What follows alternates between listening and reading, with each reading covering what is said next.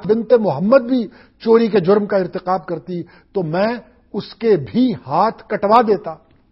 قانون کی نظر میں سب برابر ہے۔ ناظرین، اب کیونکہ پروگرام کا موضوع یہ ہے کہ پاکستان کیا اسلامی ریاست ہے یا نہیں، اس حوالے سے قانون کی نظر میں برابری پاکستان کو دیکھیں تو پاکستان اس معیار پر پورا نہیں اترتا۔ پاکستان میں صدر کو بھی استثناء حاصل، آج کل اس کا بہت شور ہے اور ایک ہنگامہ ہے۔ یہ جو پریزیڈینشل امیونٹی ہے یہ اسلامی اصول کے خلاف ہے۔ کسی نے یہ نہیں کہا، حضرت عمر الخطاب نے یہ نہیں کہا تھا کہ ابھی وقت نہیں ہے اور جب تک میں خلافت پہ ہوں اس کے بعد مجھ سے باز پرس کوئی کر سکتا ہے اور دوران خلافت نہیں کر سکتا ہے۔ زندگی کا کیا پتا، اگر خلافت کے دوران ہی زندگی ختم ہو جائے تو وہ جو معاملہ ہے انصاف کا کیا وہ ہوا میں معلق رہے گا اور کوئی فیصلہ نہ ہوگا۔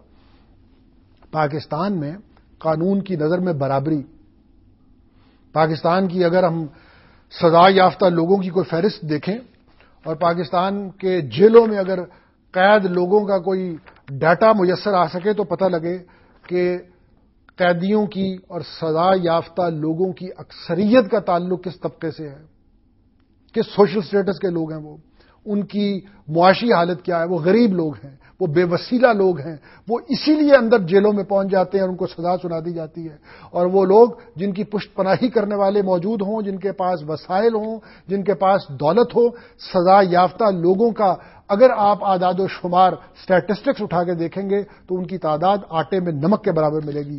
پاکستانی جیلوں میں 80% لوگ بے گناہ قید ہیں۔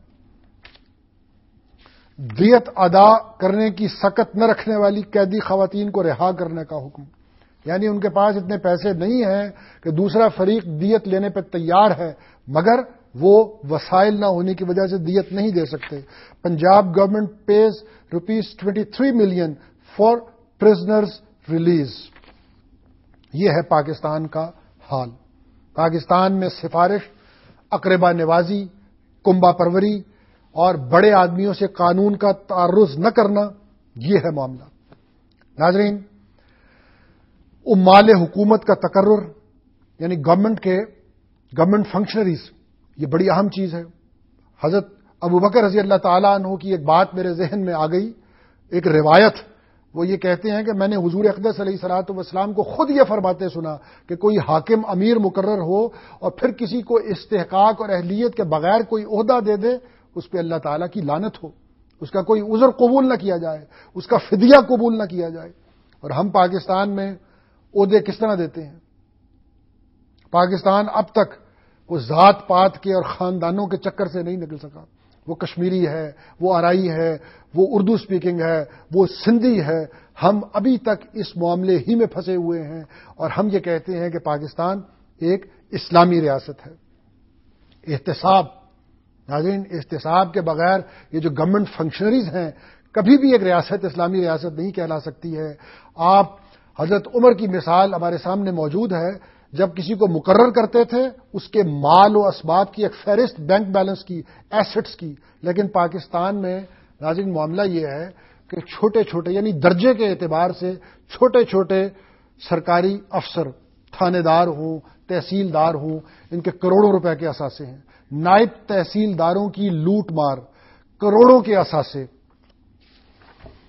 گرداور 9,000 کی تنخواہ پانے والا کروڑوں کی جائیداد کا مالک، اربوں کے اثاثوں کے مالک پٹواری، یہ ہے اسلامی جمہوریہ پاکستان۔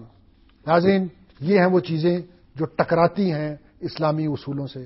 یہ پروگرام اس لیے ہے، کسی پر تنقید، کوئی تعصب مقصود نہیں ہے، محاسبہ مقصود ہے، اپنی اصلاح مقصود ہے، اور ہم یہ چاہتے ہیں کہ منافقت کو ختم کیا جائے جو 64 سال سے پاکستان میں جاری ہے۔